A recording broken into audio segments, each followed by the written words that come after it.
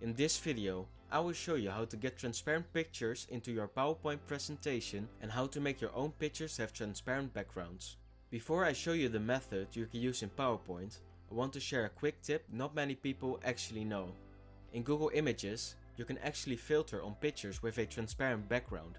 Simply type in the name of the picture that you want in your PowerPoint presentation, and here you click on Tools and change the color to transparent. You also want to change the filter to user rights on Creative Commons license. This will search the internet for pictures that contain your keyword, have a transparent background and are marked as licensable.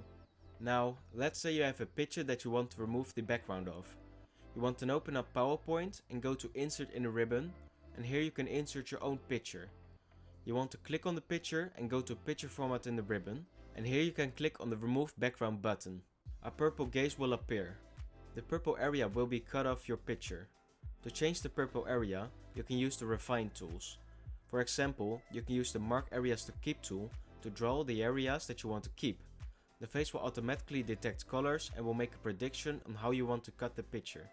But if for some reason a big part of the background is not purple, you can use the Mark Areas to Remove tool to draw these areas. This will cut the area off, and on screen right now is how I'm doing this for this bear.